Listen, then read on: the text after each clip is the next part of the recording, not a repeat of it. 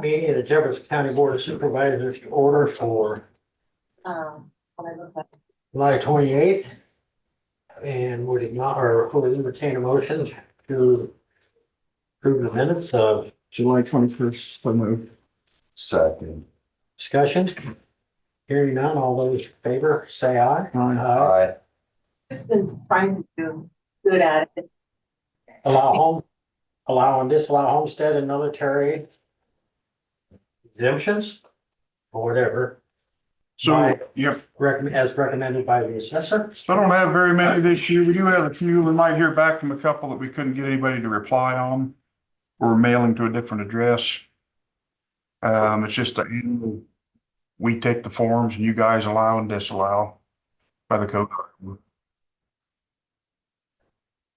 So motion to allow and disallow homestead and military as recommended by the assessor. Second. All those in favor say aye. Aye. 60 seconds, Susan. I'll have it in my office. 45 seconds is what it was. Oh, okay. Hey, Second? Steve, Yes, sir. Josh. What's that? Josh can do it. He's got my auto. Does he got it? Okay, Dave, Yes. we got a contract. I suppose that's later on in here somewhere. I think, Oh, You guys already signed it. huh? I thought you already signed that. Oh, okay. Yeah. Yep, Who's it from? a thumb of glass. Oh, okay, yeah, I spoke with him last week. He's still waiting on parts and pieces to come in, haven't seen anything yet. 5-7 weeks out, Okay, what's the estimate? so just real quickly, Friday, we were downstairs in the, Right, yeah, it's moisture down there. yeah, but apparently the power got switched off to the pump Yeah, or the air conditioner. yeah, So just wanted you to be aware of that. yeah, I checked all that out this morning. Kind of took it apart a little, make sure it wasn't clogged up inside, but, circuit tester and make sure the switch wasn't put in upside down or something like that. It's working. It was dry when I came in this morning. It was dry Saturday, so I assumed that you turned it on Saturday or on Friday. And so it is working. There's still some moisture on the floor in there, because the unit doesn't run that much. It'll take a little while to get that moisture up off the floor. Also on the north wall down there, which is one that we've had trouble with, water coming in. With all the rain we had in the last couple of weeks, we haven't had anything come in there, so. I think if we do get a little bit of moisture after we replace the carpet, the mini split should pull all that moisture out of the air. Well, that was I guess my question was, whether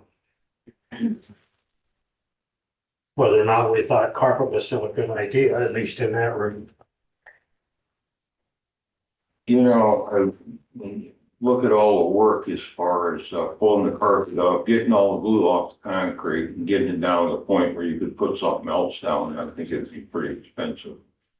There isn't any reason why we can't put a dehumidifier in there. I've got a couple and just leave it in there plugged up as a backup. Okay. Anything else for Dave? What?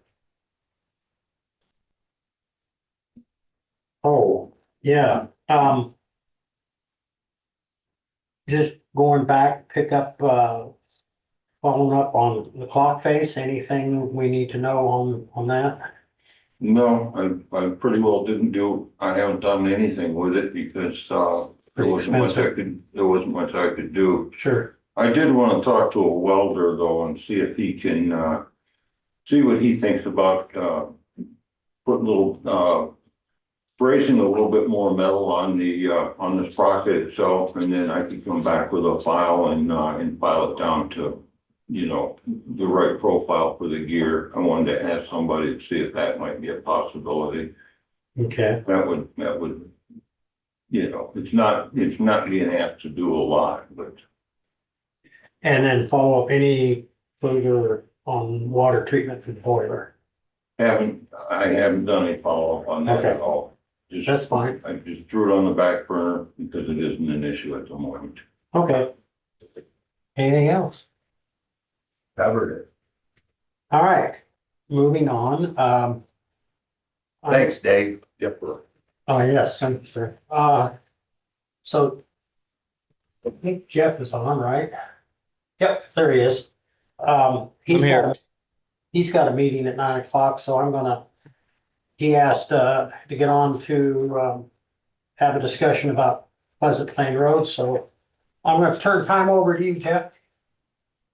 Thank you. Was that Lee talking? I can't see Yes, who's sir. talking. Yeah, Thank you, Lee. I appreciate putting on the schedule. Just me this morning. I think you got us on the schedule a little faster than we expected, so we appreciate that. Seth's out of town and couldn't dial in, but as I said to you, Lee, I'll repeat what I said for everybody is I reached out to the engineer about a month ago after the chip seal and some of the articles in the Southeast Iowa Union were coming out and our employees were going through stuff in July to find out what was going on with the road, understand from him and reading other articles about some of the issues that were weather related or not. I'm not getting into that, but I guess the decision making in the road, as I said to Lee, the largest employer in the county, we have the worst road now, and I feel like we spent a lot of time years ago talking with everyone about road conditions, and a new road and a good road was put in. And if I drive north of Fairfield, north of Cambridge, as I did this past Saturday morning, that road, it's not chip sealed. It's still, I feel like it's in great condition. It's what we had on the road going south into town. So, not to belabor decision making or what we inherited with chip seal for maintenance, I guess my concern is with the problems we had and continuing to chip seal, is this a time that we should be stepping back and saying, what are all options to have a much better road than what we have right now? Because continuing on chip seal, I don't think is the right path. So, again, I don't want to get into this meeting to know what went into the decision to put chip seal, price perspective, road maintenance, but what should we be doing? Or should we be pausing and reevaluating options to make that a better road and figure out what the different options are, cost, time, otherwise? I feel like we're just speeding through a chip seal fix. That is probably not going to be the right thing in the long run. Dwayne? Excuse me. Just say moving forward, obviously any of the options are, more expensive in the way that our system works. We usually use STP funds or farm to market funds, and those have to build up over a period of time, and you're only allocated so much in farm to market, and probably even overall, when you get right down to it, less in STP funds. And those have to be planned out, or at least the STP funds have to be planned. That's Surface Transportation Project funds. Those are federal dollars for people that are listening. Those have to be programmed out several years in advance. And we discussed our options prior to the project being let. With funds that are available, chip seal is our best option. I know that's not what you want to hear. And it's unfortunate that this didn't work out as well as the same treatment we did up on 110th. But we're trying to mitigate the condition of the road and make it better than what it is right now. But we will be spreading additional chips on there to help fill in the tire paths and embed into the oil that's coming up, bleeding up through. I don't know what best means. Best meant cheapest decision when you were reviewing alternatives, cheapest by a lot, but No, I guess sir, the cheapest solution would be to spray it with a surface sealers to make it look black and make you feel all warm and fuzzy, but not do anything for the condition of the road. The chip seal actually provides additional binder to help rejuvenate the existing asphalt and preserve it. And the chips are to protect that binder layer. Yeah, I guess maybe knowing that the road north of Cambridge, we have people coming from every direction. So what is the bigger plan? Is there plan to do chip seal north and turn that road into a inferior road? Eventually, yes, that will be chip sealed. I anticipate most of the roads in the county, given the rate of our current funding, most of the paved asphalt roads in the county will end up with chip seal on them. That is our financial reality, sir. We do not have money to maintain asphalt pavements or concrete pavements to a high level. So we have to find a method that works within our budget. So not being the engineer, in plain English, did we have a deteriorating road? If scale Yes. of 1 to 10, was it a 2? Was it an 8? No, it was about a 6. The idea with preventive maintenance is you apply the treatment before the road gets bad. I think you and I discussed this on the phone. You don't want to wait until it gets like 1/10 did. You want to treat it before the pavement has failed and help preserve that pavement structure. Yeah, I'm not disagreeing with you. I guess it's the degrees of repair or what can be done. Chip seal may have been cheap to, were we patching holes? Where it was a structural integrity at a 6 out of 10? I feel like we have the worst road in the city in the county right now. And it's probably not getting better for months. And we're not, and last chip seal or whatever you did a couple weeks ago after you and I talked at the dumpsters were going up and down to flatten the road. Then they came back about a week or so ago and dropped more. I feel like we found out like a day or two ahead of time. So like, what is a calendar? One, not happy with it. Two, what are our options to talk through if there are any to stop and think of anything else we can do? And three, how do we get better communication? I did email your department or the person I have an email for prior to us going out there just to give them a heads up. But really, we are dependent on when we have a nice hot day so that oil gets activated and we can embed the chips into it.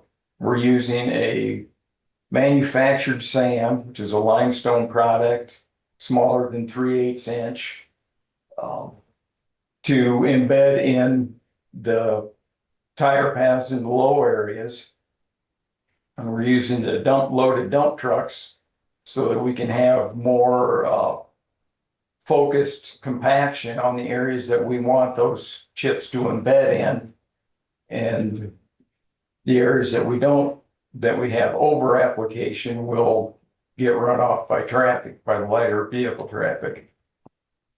So I think I heard you say every road in this county is going to be chip sealed. Is there a timeline for that? Does every county resident know that? It will probably be Yeah. beyond my career here, but in the next 20 years, if our funding structure doesn't change, our asphalt roads will all have a Okay, chip seal let on them. somebody know. Okay, I'm in a meeting, thanks. Yep, bye, So farm to market. my son. I guess I feel like we talked through with a number of people to get that road, not just from a funding perspective, but I feel like we talked through of how to designate that something different than farm to market. Because of the high volume of traffic, 185 was taken care of. That was the worst road, I think, cutting across from 1 to Pleasant Plain. That finally got done. But I get that. That's not farm to market, but I feel like the traffic pattern that we've created needs to be looked at differently. It's not farm to market. It hasn't been for a while. Not with 900 associates that can come in and out. 1,000 vehicles a day is the traffic count on that road, and that is a rural major collector. That's not a high traffic volume. And do we have the volume count for different roads in the county that we can look at? Yeah, I would love to compare what road is considered regular versus farm to county and traffic volumes. And if you have an email address, then you can send that data to that same person and it'll get over Sure. to us. Yeah, most of our area service roads are 200 vehicles a day or less, which is considered extremely low traffic volume. The only high volume roads on the county system are the segments of Old 34. And those are in the 3,000 to 5,000 vehicles a day range. But Pleasant Plain Road, Packwood Road, Libertyville Road are all in the 800 to 1,200 vehicles a day. Those are still not high volume roads. What is the timeline that the Southeast Iowa Union article was quoting a week or so ago about September next time for doing work? Can you kind of elaborate on what is the next steps of Pleasant Plain based on the current project?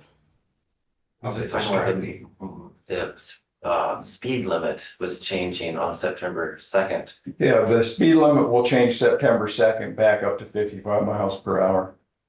What's the work that will be done prior to that? Is that going to happen right before September 2nd? That's what I was getting into. Like, We're going to keep applying chips and working on the condition of the road through the month of August. We may have to do some spot patch work. We'll address that as we see how things progress. so this last batch, it didn't seem like there was any flag crews, one lane roads. So is it, when you say we, is it the crew that's coming back? Is it the company that did the first chip seal? Is it you all in the county? Like who's doing it? It will be the county crews. Okay. And the company, the contract that did the first batch with however it was written, that weather caused the problem with oil, is that they're out? It's just the county's issue and us respectively traveling that road every day? Unfortunately, yes, they did exactly what I asked them to. And in 2 out of the 3 roads that we did, it worked as expected. So did we pick the wrong day for weather? Or the wrong, like, Hindsight being 2020, yep. We sure did. They offered to start on that one and we've been putting rock on 1/10, and we thought we were better off getting 1/10 weather safe as opposed to having them work on Pleasant Plain Road. Whereas if we'd have had them do that first, we probably wouldn't be having this conversation. yep.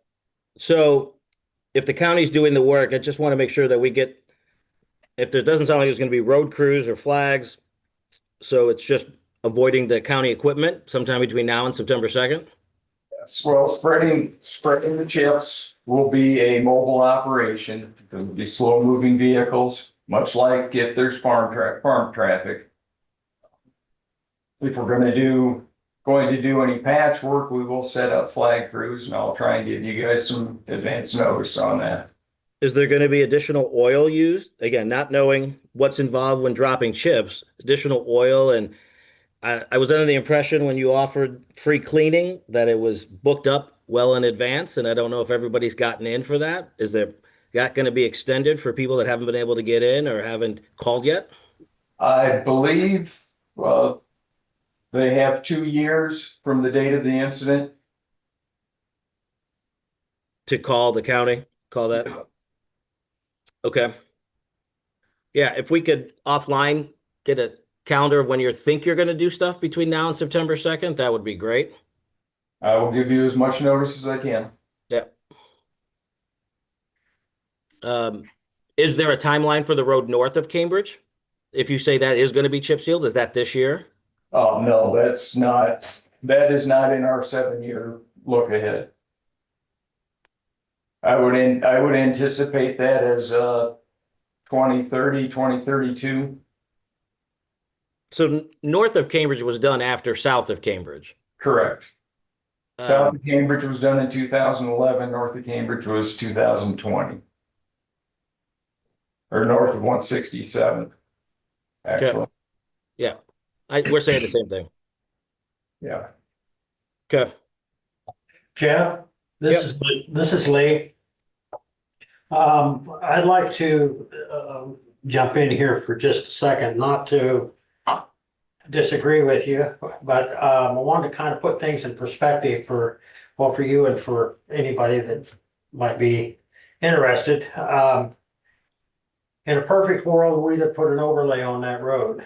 Back to 2011, that 3 mile stretch, we did a 3 inch overlay on that road at that time, a two-step process that was used.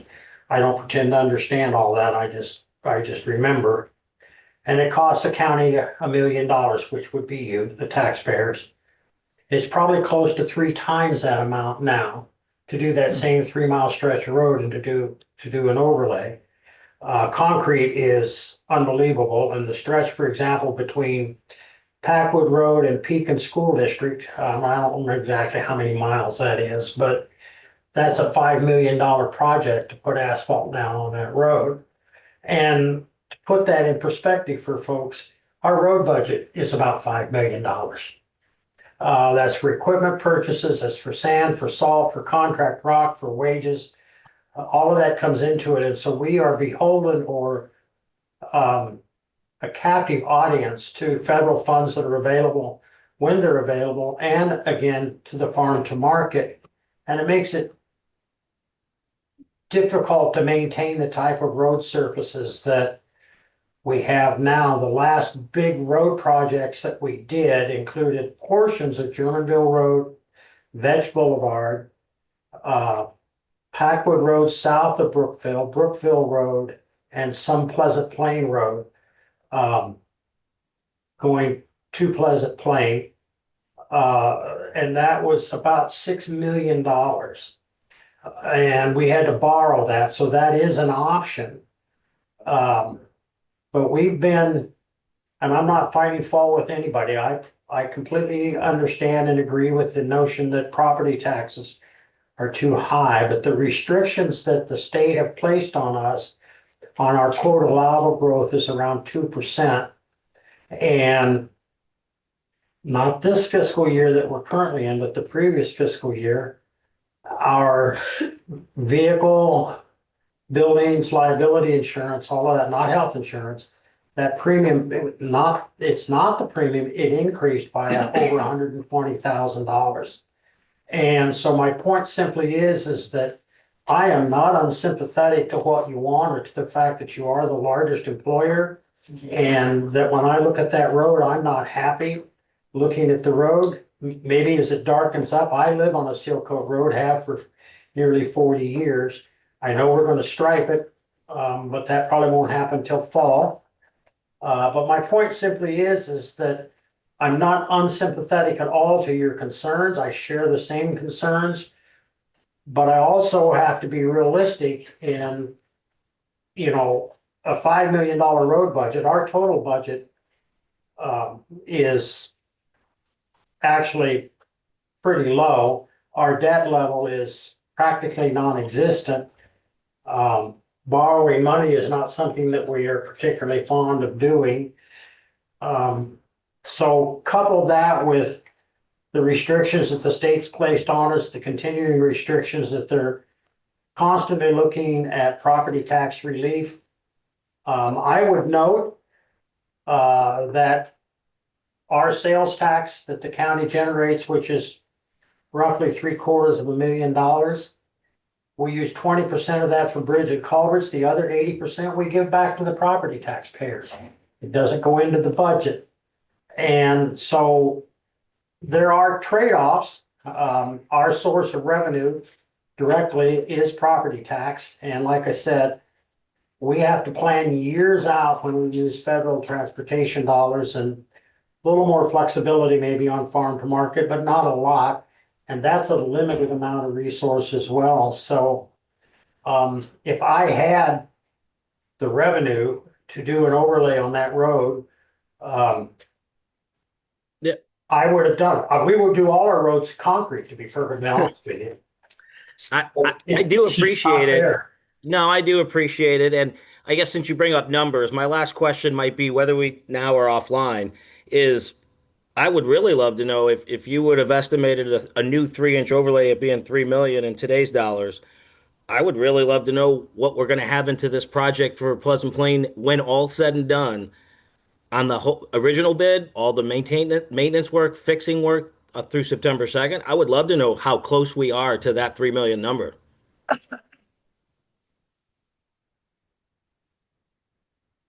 Probably a tenth of that.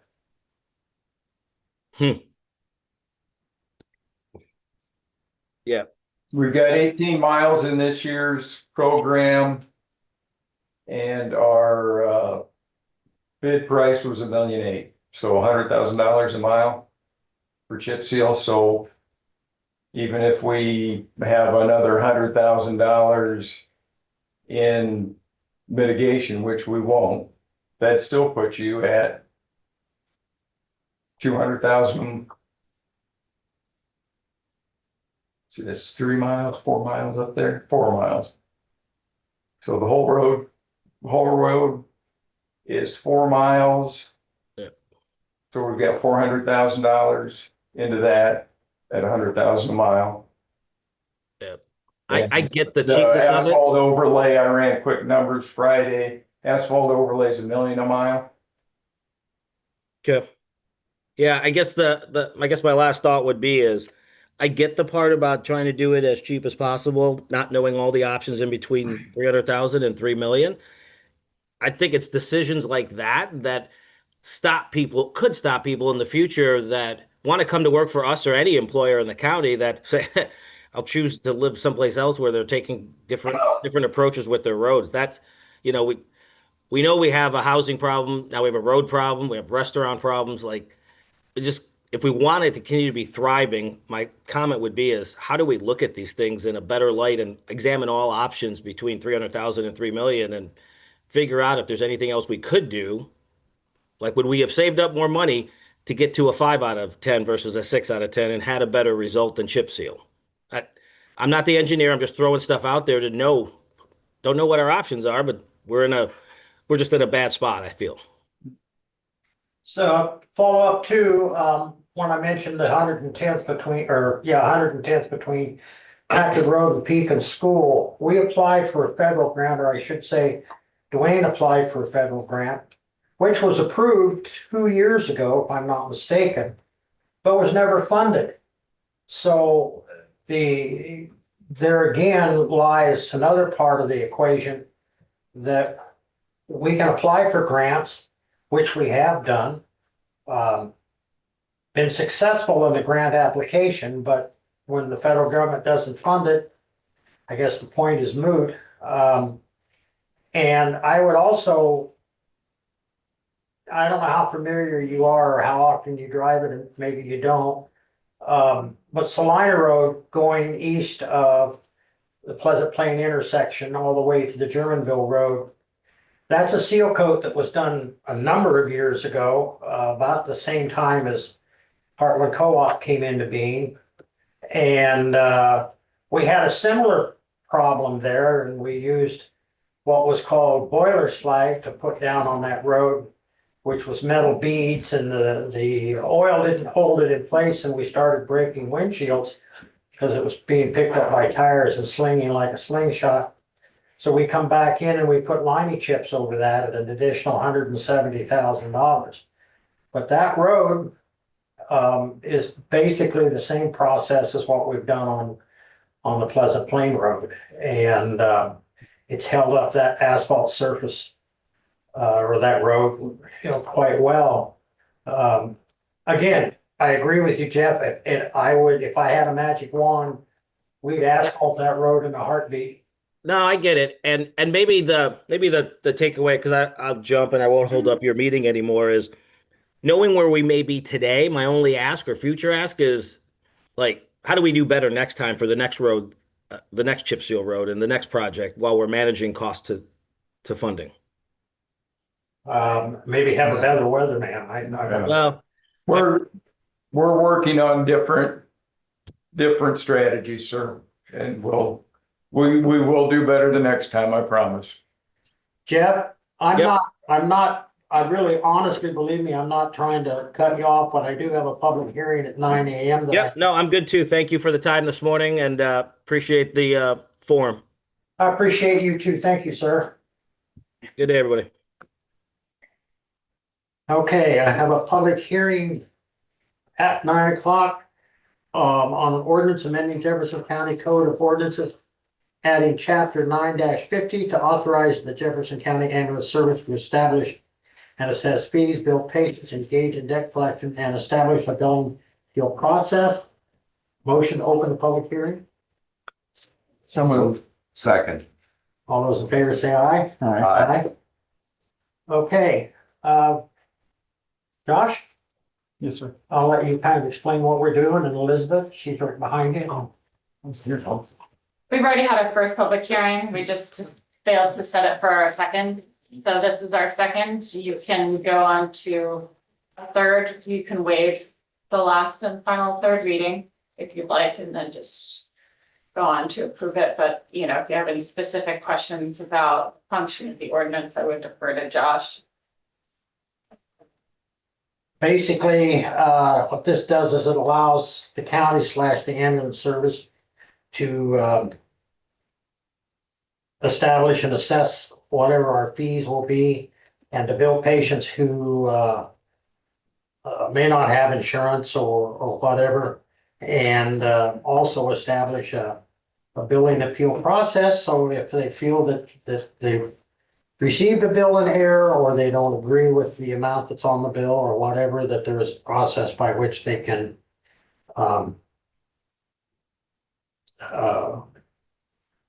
what was the word I want to use, a redress of their grievances, so to speak. So It'll allow us the opportunity to collect taxes or income tax payments and things like that for the Refunds. purpose of bridging that gap in what they haven't yet paid, or insurance hasn't paid. So is there any public comment or questions or all of the above? Hearing none, I would entertain a motion to close the public hearing. So moved. Second. Discussion? Hearing This none? is required by statute just so that we can participate with the state in those debt collection processes. Right, that Josh okay, was I just forgot talking that, about. yes. So we have to have the appeal process, we have to have the statute in place, and so. So we have a motion and a second. All those in favor say aye. Aye. Okay, we can waive the third reading of an ordinance, or we can establish a date and time for a third reading. There's been no comments, I don't believe, in the first or second public hearings. I move we forego the third reading. What's the proper word for that? Wait, Waive the third reading and move on. I leave. All right. Do we have a second? Second. Discussion? Hearing none, all those in favor say aye. Aye. So, number 9 in your packet. Discuss and consider the ordinance. Adding chapter 9-50. That we just held a public hearing on. I would entertain a motion to approve that ordinance. So moved. Second. Discussion.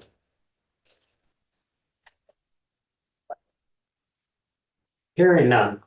All those in favor say aye. Aye. Opposed, same sign. Thank you. Don't need to sign it. I hope I do need to sign it. Okay. I will sign that. You pass it over to. Oh, well. Oh, that's the new one. Yeah. Is that Sorry. is that capitalized? Yeah. yes, Okay, meet with them? No, yeah, we met with. You got some more? Well, I don't know. Well, I don't You guys know. want to hear from me again? Let's see, we're still working on contract rock. We'll use for the problem. Mother Nature has delayed completion of the tank car project on 165th, but we hope with a little cooperation and a little less liquid sunshine, we hope to have that finished this week. We hope. And then we can move on to Ginkgo. Yeah, right now there is crossing for one lane traffic. So if emergency vehicles need to use 165th, they certainly can. We anticipate the same thing with the Ginkgo as we'll have. Within 3 days, we'll have a one lane access across that. Let's see. This afternoon, we're going to go out and spread some more chips and roll on Pleasant Plain Road. Waiting to hear back from Pelling on final scheduling to get them in on 146th and Lockridge. The patchwork we've got there. And then also the patchwork in Batavia on 134 and 4th South.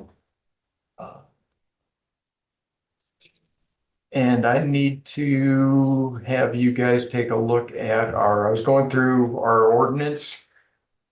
And the printed copy that I have does not have the latest addenda that you guys did back in, I don't know, 17, where you, ordinance calls for rumble strips at all stop sign approaches. I was going through, we've got the final draft for our safety action plan that you guys approved here a month or so ago. And the current DOT guidance is that you only put those rumble panels where the speed limit's 55 miles an hour or above. So on our project that I'm trying to get finalized on Libertyville Road, as you come up to the Libertyville Road Hemlock intersection, that speed limit there is 25 miles an hour because it's in town, so you wouldn't require. By the DOT's guidance, rumble panels wouldn't be required or wanted because it's in our urban setting. Same thing on 35th or H33 south from Jack Pine to Libertyville Road. And the speed limit's lower than 55. We wouldn't be required to put those in, but by our ordinance, we're supposed to have them. So I'm going to get with Abby to put a public hearing for a amendment to that ordinance.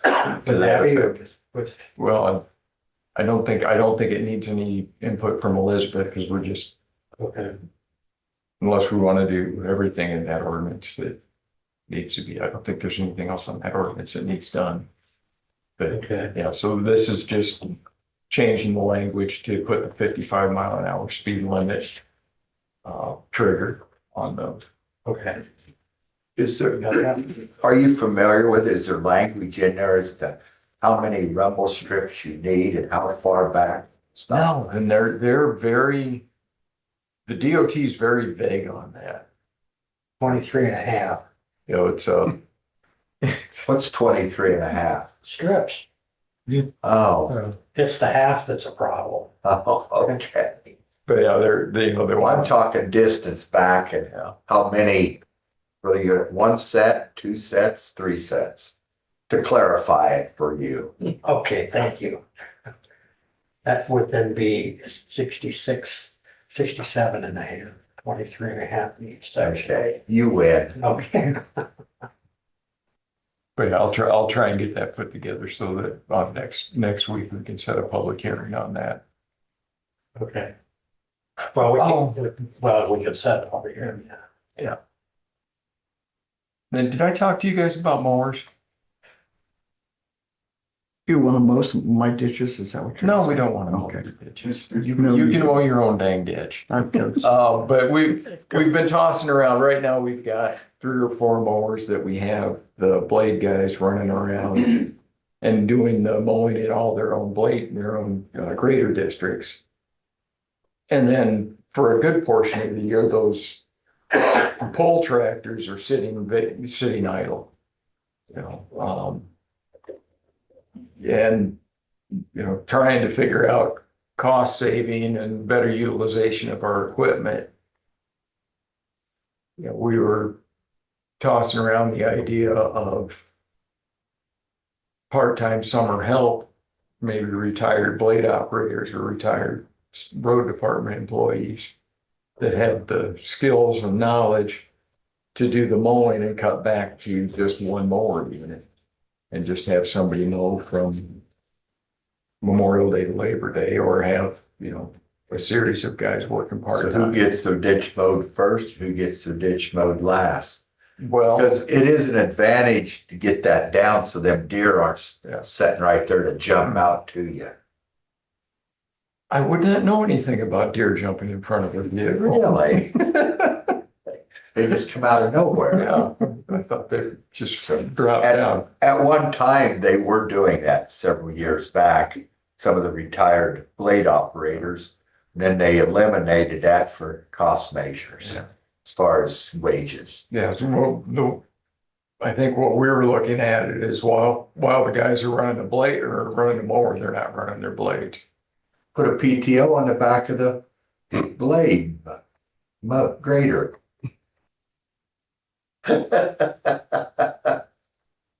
We hit enough mailboxes as it is. Oh.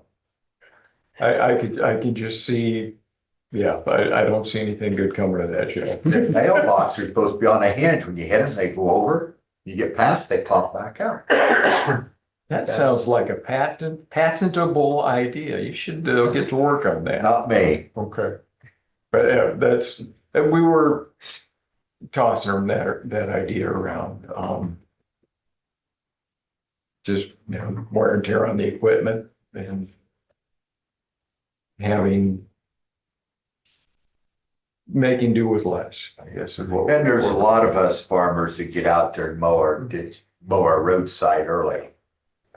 Just to get the grass down, Mhm. so. And some of us mow the bottom of the ditches too. Mhm. So, But that's something that we'll try and get that fleshed out. Bring it up for discussion in December or January when we get closer to next year's budget. All right, that's all I have. All right. Oh, they're still not done with the bridge on Libertyville Road, but they are trying to get to the point where they can pour the dang concrete approaches. They want to get the offsite dirt work close so that after the concrete's poured, they just need to come in and grade a little bit to the new concrete as opposed to doing everything. The wet weather is not making that much of a productive endeavor, but we're working on it. Yeah, I didn't even know till this morning that it rained overnight. Wind must have been pretty good. I think it depends where you were. Anything else for Dwayne? Josh? All right, I really don't have a lot to talk about this Moving on. morning, so thanks. I'm good. Still trucking along, doing all the things, so, still an holding pattern on a lot of stuff. Just waiting. Anything from, I know you get tired of me asking this, anything from the building company regarding non-medical necessity trips? Yes and no. They sent me a short list of, There's that word again. What? Short, yes. They sent me a short list of, and you emphasize that. questionable transfers, but insurance companies are still paying or still paid on about half of those. So I'm trying to dive in a little bit more and Okay. figure out what I can figure out there. So So I know Darcy sent a request to Brian Hunger for just bring the board up to speed. When we originally purchased the first two ambulances, the 2016 and the 2020, it was a joint purchase between the city, the county, and the hospital.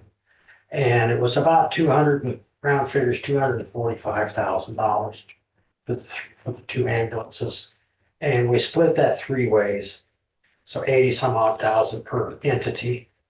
And so my understanding is the adjuster slash insurance company or ICAP Mhm. wanted to know what we paid for that 2016. So she's reached out. I'm thinking, don't quote me on this, folks, but I'm thinking that it was obviously the most expensive one was the 2020 because it was brand new. Mhm. 2016 was used, had 125,000 miles on it. I don't remember how many hours. Doesn't matter. What they're trying to ascertain, they're trying to look up because the hospital would have all of that, all those invoices and all that. Oh, okay. And so she's reached out, he's acknowledged that she's reached out. Hopefully she can get that this week. Is there, are they holding us up on getting that ambulance repaired because of this? I mean, it seems like it, because I think they need that cost in place before they can determine how much work they're willing to put into it. Well, that's scary in and of itself because I don't know, I will send an email out to Joe Vins today and later this morning and but I would hate to think that they would total that ambulance for $7,500. Which is, we got a bid for that, right? Yeah, that was one bid. So. Anyway, that's. And. Are your flowers growing? A little bit. Okay. He's been doing all kinds of landscaping out at the base. I seen him mowing yard one day, Yeah. doing his workout. Yeah. It was hot that day. It's hot, yeah. The whole when he got done, he could come weed eat my place, but he never showed I up. did get a weed eater though. Did you? Yeah. Okay. Well, that's good news. Anything else? Nope, that's all I got. There's a couple of resolutions on the agenda as well Okay. for new hires. All right, number 3 in your packet, discuss and consider hiring Avery Boland for EMT position. This would be a PRN that's just part-time, would cover, would fill in for our, what's it, for those spaces where our full-time people aren't working. So, at a rate of $17 an hour. Of date of anticipated start date of August 4th, 2025. I would entertain a motion to approve. So moved. I'll second that. Any discussion? Hearing none, all those in favor say aye. Aye. Okay, number 4. This would be another part-time EMT position.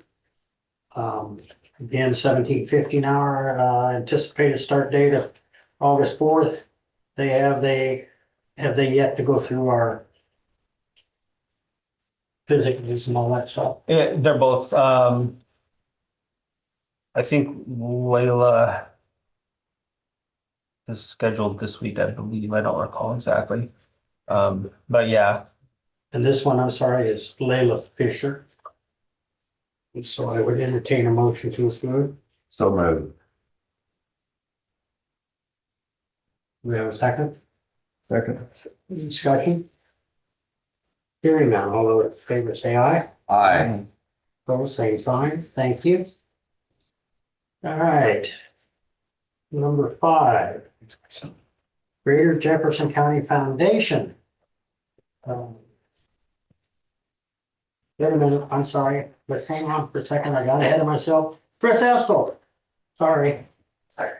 It's all right, Lee. That's what it's all about. I'm not used to seeing you, so. I know. Yeah. I've been working. I just haven't been over here. You know, Yeah. Missed my smiling face. I did. How'd you know? I don't know, just. I did indeed. Well, I'll wait till you guys are done shuffling papers, Okay, because I'm gonna hand some out. okay.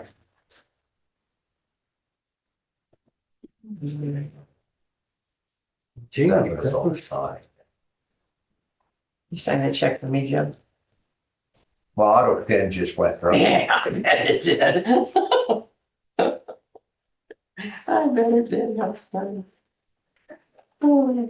Well, are we done shuffling? We're gonna get some more out. All right, so usually I come over and give you guys, just take one and pass it down. There's one for each one of you guys as supervisors.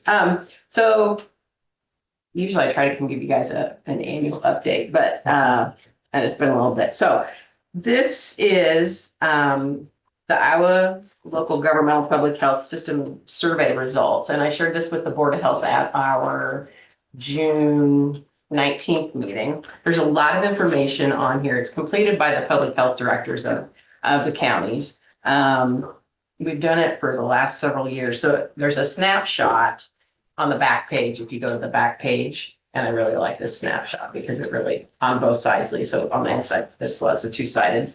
It just kind of reviews, you guys ask me a lot of times,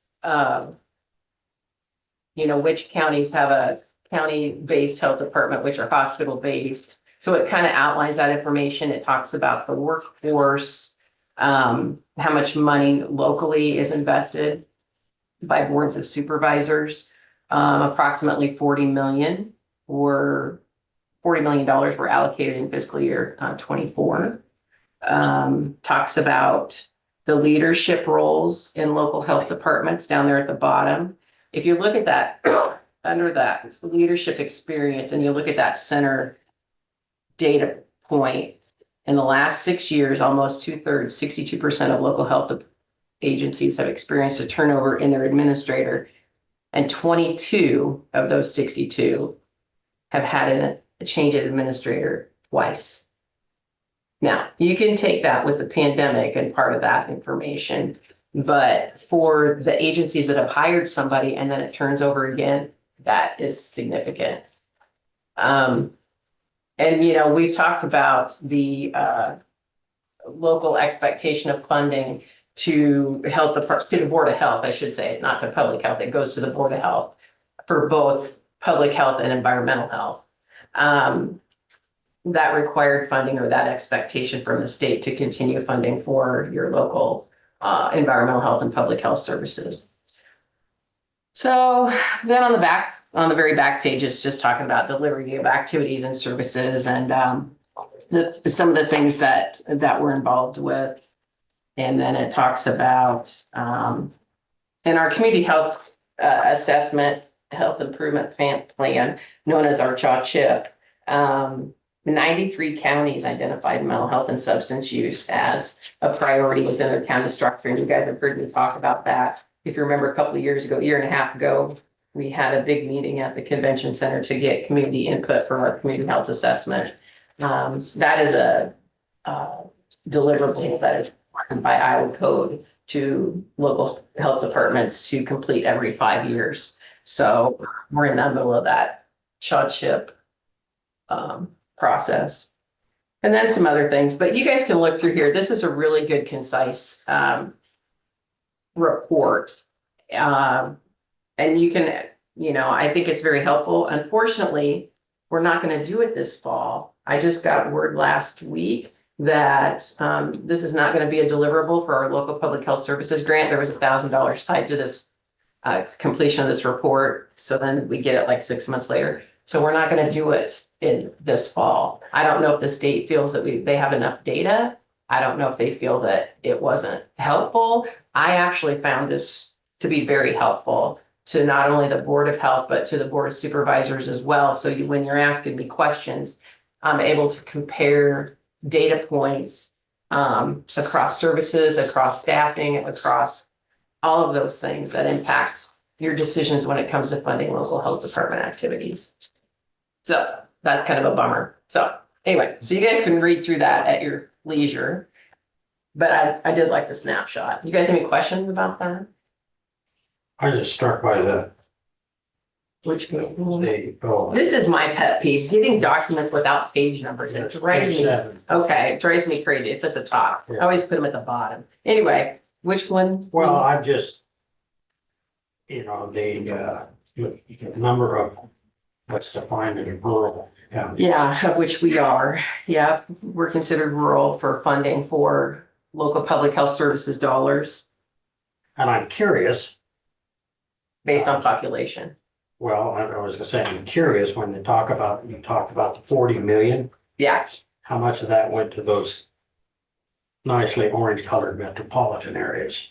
well, yeah, and when you guys are funding me locally, it's staying local for the time Right. being. And I don't want to go down that road today because we don't have enough time, but we've all seen what that's done with mental health services. Lee and I've had, I don't know how many conversations about that, so we got to park that for another day. But to your point, I understand with what you're saying.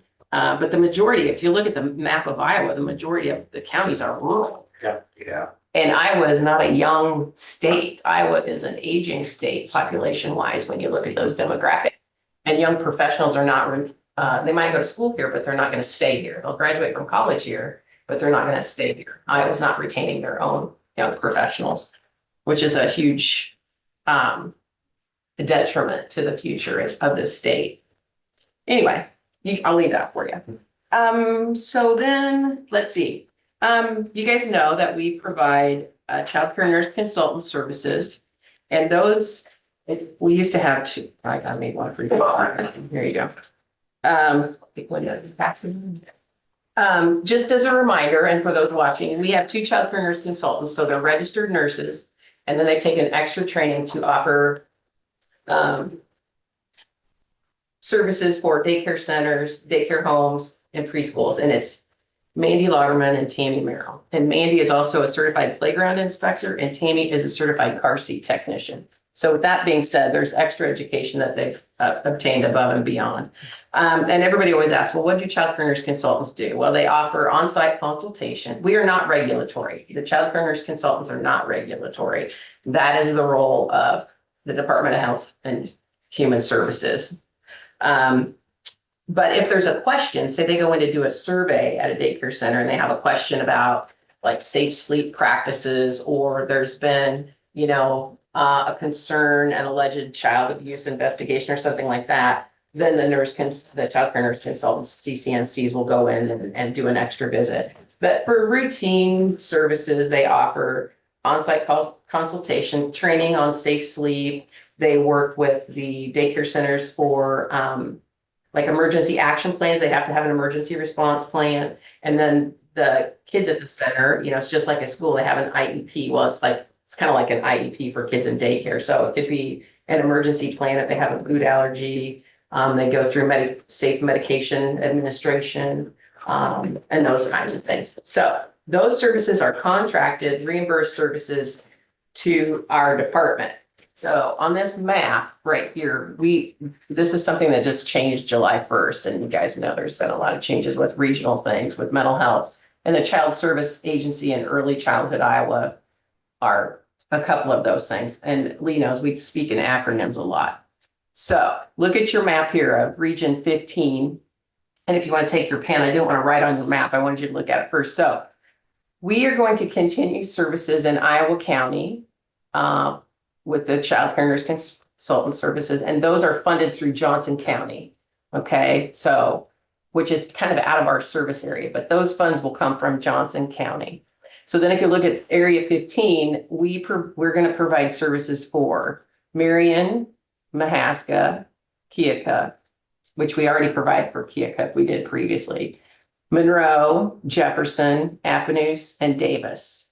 And American Home Finding, which holds this contract, this federal contract, will provide services for, I misspoke. Did I say Mahaska? American Home Finding will provide services for Wapello and Mahaska County. We'll provide for Marion. I might have misspoke. I don't know. And Van Buren County will receive services from Lee County. Okay, so that's kind of the demographics. So everything that we provide, and I didn't bring those numbers with me, but Tammy put numbers together. I can email those to you.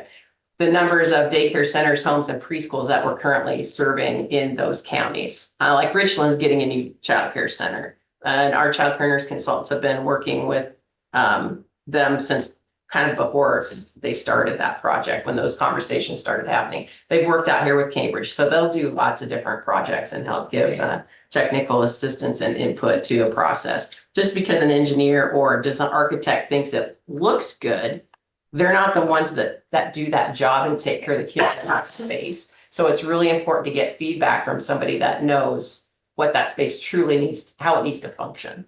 Because it can save a lot of money on the other side. So I wanted to let you know about those changes with that funding. So those are all reimbursed dollars for child care nurse consultant services. That's a lot of information and a lot of maps. Funding was a concern too. Funding was a concern. Funding is always a concern. And you guys have heard me talk before, like, we had 2 contracts we had with ECI for IJK, which is Iowa, Jefferson, and Keokuk County. So we won't be working in that professional capacity with Tammy Weege Kesterson anymore, like once was. It'll be different. We'll still work with her in different capacities, but the contract's not held with her for services. We have been working with Tracy Box-Bass for other things through American Home Finding in Ottumwa for several years. I mean, they provide maternal child health and WIC services, and now they hold the contract for iSmiles coordinator for this area as well. So I just get it figured out, Lee, and then it's gonna change. Sure. That's the way it works. Yeah, Chris, yes. you still have Marion, Monroe, and Appanoose? I might have, we have Marion, Monroe, Appanoose, Davis, Jefferson, and Keokuk. So American Home Finding has a child care nurse consultant for Wapello and Mahaska County. And then they contract with Lee County for Van Buren County. I got that. Okay. It almost seems like there's a duplication of services someplace. Well, there's a lot of, I should have brought the numbers with me. There's a lot of daycare centers and homes and preschools, so that those nurses are super busy Yeah. providing, and that's kind of why it's split up, because Lee County's always been providing service for Van Buren. Mhm. The thing is, with the child care nurse consultants, they're gonna offer the same service. So if somebody has a family emergency, they're off on vacation and something happens, they could always call one of us to cover for their area, like a, in an urgent or emergent type of setting. So, anyway, so that's that. Any other questions on that? Have you presented this to your Board of Health? They are gonna get it in September because we didn't have these maps in June. Okay. So yeah, they'll get that information, but I thought while I'm here, I'll give it to you guys while I'm giving you an update with the other stuff, because all of this just became effective July 1st with the changes. Thank you. Yeah, you're welcome. So you got it first, Joe. Let's see, and I'm gonna give you guys a little update about some animal bite stuff that we've been dealing with. Well, not bites, I shouldn't say bites. I've gotten a phone call a couple weeks ago. Basically, there was 3 dead bats laying in an area close to an apartment complex. And there's no animal control officer in the city or the county. And allegedly these bats hadn't bit anyone. So I had a conversation with Dr. Miller on what to do with them, because we don't routinely go pick up dead bats. And then just that week prior, we had a Zoom meeting with the state with 2 veterinarians about bats. So I called, Dr. Miller's recommendation was to call the state. So I talked to Dr. Andrew Hennenough, who's the state veterinarian. And then he contacted Dr. Rachel Reuter, who is the veterinarian that serves for the DNR and conservation in that capacity. So they requested that I go secure these bats and send them for testing. Was that the day I called you? Yeah, that's the day I was with Melanie Carlson. So I'm like, well, what am I supposed to do now? I mean, I've done a lot of things in my nursing career, but picking up dead bats is not one of them. So I called Melanie, and she was Melanie Carlson, and she and I went and picked up dead bats with the appropriate PPE. And then we took them to Dr. Miller, packaged them and sent them to to ISU, Iowa State, for testing. So they were negative for rabies, but these bats were pretty crispy. They'd been there for a while. I told you what to call. So they sent a report, and basically through the necropsy or the autopsy of the dead bats, they were negative for rabies, and they suffered trauma consistent with a cat attack. So they had fallen out of a tree, had broken bones, and then they suffered trauma from a cat. And then I just took care of these bats, and then like a couple days, like after the weekend, I got a phone call from the same lady, and I'm very thankful that she called with 3 more dead bats. And I'm like, they must have a heck of a cat over there or something, because we didn't go pick up the second trio of bats. But anyway, so my point is, long story short, the bats were negative for rabies, which is the most important thing. But bats also suffer, this was discussed at our Zoom meeting a few weeks ago, white nose syndrome, Basically, it's a fungal infection that can kill the bats, and it attacks their nose. They get like this fuzzy stuff on their nose and wings, and then it messes up their hibernation pattern. So it can be detrimental to the whole colony of bats. And I know we don't like bats, but bats serve a very important focus and purpose in our ecosystem. Beats a stake in the heart. Yeah, so anyway, so Chris and Melanie were picking up bats. So, and Susie happened to call Melanie that day when I was there. So my point is, this was done at no charge because the state veterinarians requested the testing. If there would have been a charge, it would have been like $260 for, Per bat. no, total for the 3 bats. So the question becomes, if it wasn't requested, I wouldn't have done anything with it, but I didn't want the kids like in the neighborhood to pick up the bats and throw them at each other, right? I mean, kids do crazy things. So the issue becomes money, if that would have had to have been an expenditure out of the department. At one time, there was money in environmental health's budget to take care of like animal testing and stuff.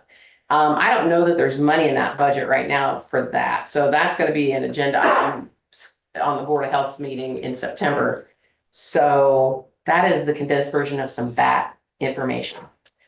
Let's see, what else was it I was gonna tell you guys? I don't know, I think that's, do you have any other questions about what's been going on? We don't have any measles in Jefferson County. I was just If gonna you're gonna ask ask me, we currently do not have a case of measles. I can, that's, yeah. I hope we don't have that happen.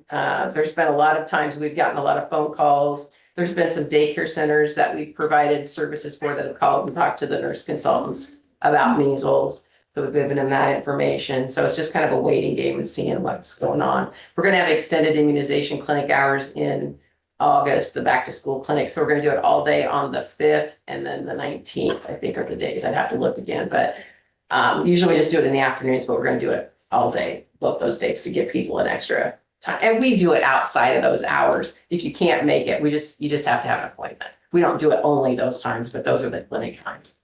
Is there anything else you guys have that you want to ask me? I have a question. Yes, go ahead. I know you guys can distribute knockout.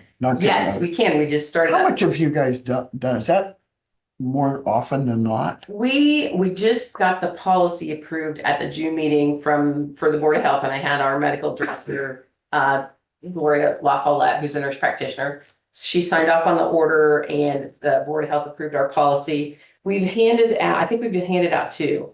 I put a Facebook post out, I need to share it again. So, and Narcan is, the reversal agent for opioids. And we give it, the only thing that we are gonna ask, we're not gonna ask any other information. If they would give us their zip code, because then the state uses that for tracking. We just turn in the numbers of doses that we've distributed and the zip code, and then it would show a trend. So maybe some more focused support for opioid mitigation could happen in those counties. And if you don't want to give us your zip code, you don't have to.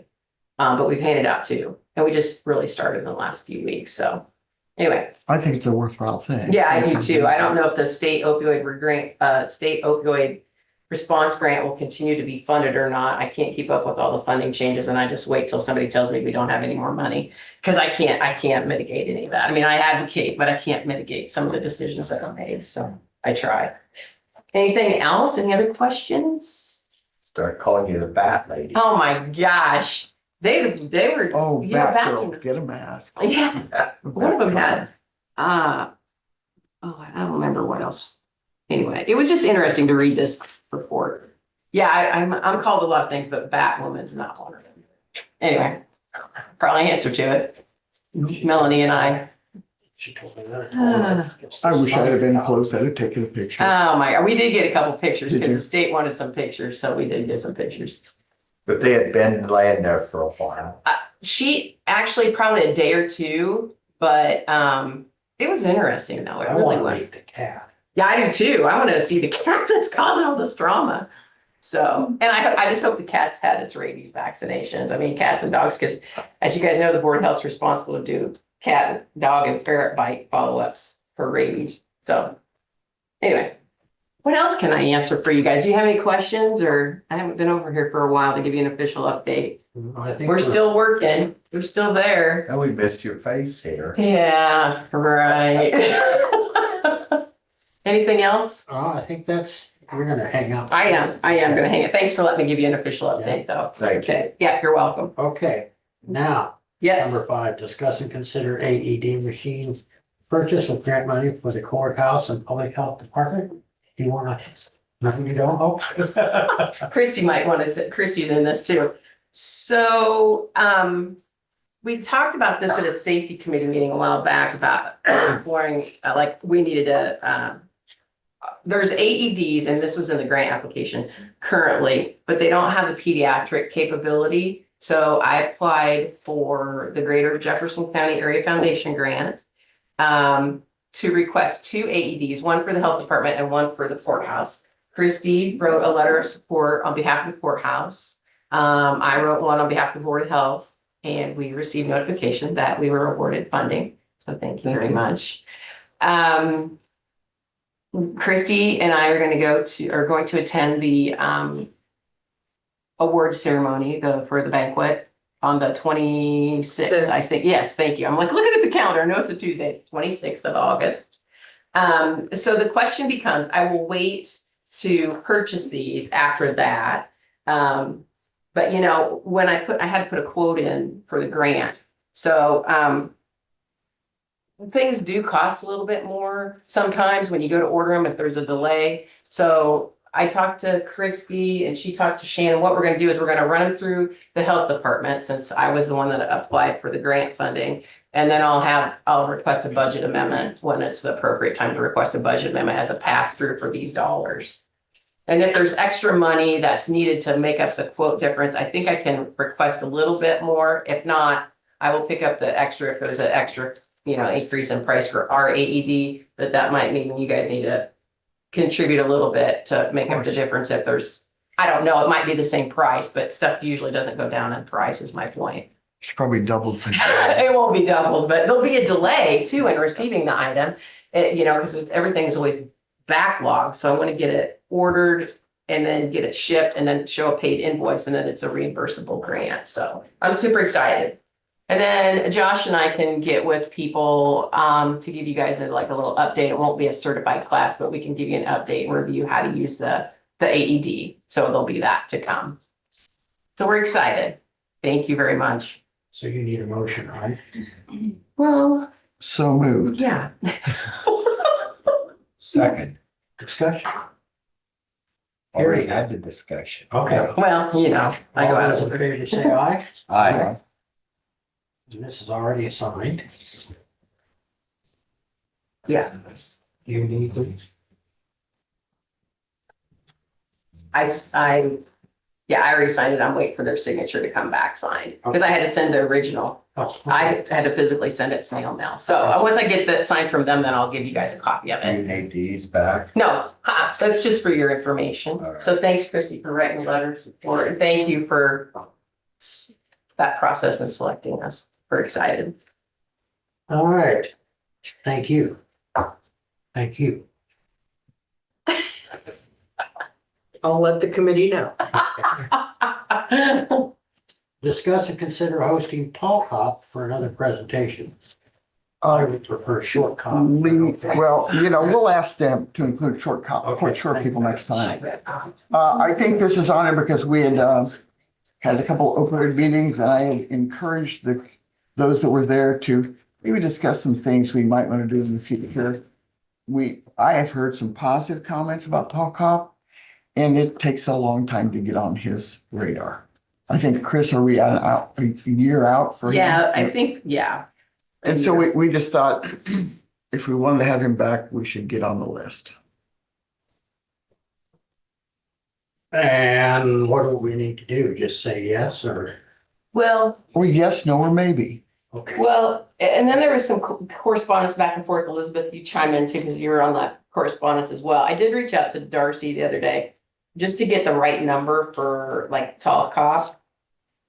So I think if I remember correctly, you guys approved up to $20,000 for all encompassing for him to come, Yeah. for him and the convention center, the and the hospitality. CEUs and all that stuff. So according to Darcy, it's you might as well say $13,400. It's $13,393 is what was expended of the opioid settlement dollars. So that means you. So we came in under the quote. Right, for the of course you approval- did. Improvement. And has he went up in price? I don't know. I haven't Just- done anything. I just reached out and said, hey, we're interested in hosting again. So it doesn't matter to me. I had sent an email last week. It's whatever whatever you guys want to do. So if we, I do have to say one thing. The morning session was very well attended and there are Yeah. folks still talking about it. As I said, once two HRs from companies in town went and they really enjoyed it. But I think we need to discuss how to get better attendance, maybe for a different session like the evening session. The evening was not well attended. I attended both. There was 50 some people that attended the 4 hour, what we would consider professional session, because it was for, people that work in some capacity with that. But the evening class, it was like for a community class, and it was not very well attended. However, Tall Cop did say, Jermaine did say that he doesn't care if he speaks to one person or 10 people, as long as one or two people hear his message, then they'll go and share that message. So, and he tries to coordinate like all of his Iowa stops at one time. So sometimes we don't have input on when he's gonna be here, Yeah. which makes sense because he, I guess you guys could maybe consider approving it, and then we could take it back to the opioid committee and see what their thoughts are, because otherwise then we get bogged down and we can't move anything forward because we're waiting for somebody to make a Right. decision to expend some dollars. And it doesn't have to be him, but I think if there's some kind of community education up to a certain amount of money, then we can have a different level of discussion, knowing that there's this money that's been approved by you guys as supervisors. But I don't know. no, I think that's fine. As I was just sitting here, you were talking about the attendance and stuff and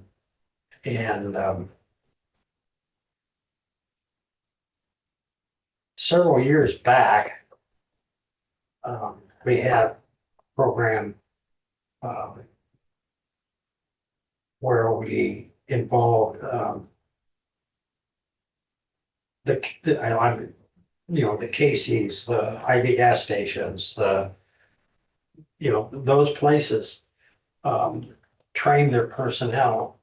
And so they got past the first time they screwed up, so to speak. Yes, CETA does a lot of that, like have, Yeah. that program. So what I was wondering was whether or not somehow or another we could reach out to these entities. We've got a new smoke shop coming in at the old Family Video building. We've got one on the square, the Casey's, the IV gas station. There's a lot of things. I found myself since I went to see the presentation, looking at all of the Yeah, different yeah. things that they have. And so I think it's important if the people that are selling the product understand what they're selling.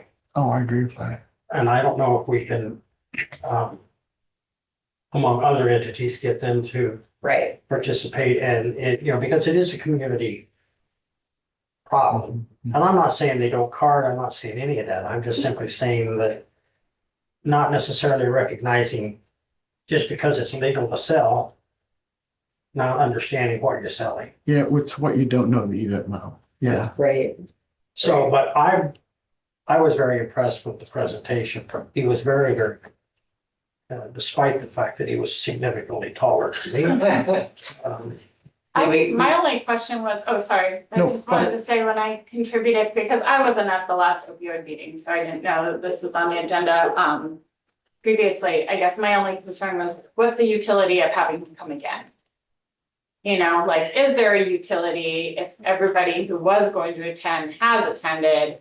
And is that having like a positive impact on people who are struggling with opioid addiction, or families of those people? Well, I would, that's, is an excellent question, and I don't know, I would hazard a guess that not too many workers from Casey's or IV gas station or whatever attended, in part because it was probably during their working hours, which since they're open 24 hours, that pretty much, with the exception of IV gas station, but if we can get management there and even some of their employees, and not only, I mean, I don't know the answer to that, but I certainly would think that it would be, in this new company that's coming to town, I just, obviously, you can't drag them there in shackles, but it would be nice if we could promote it in that direction.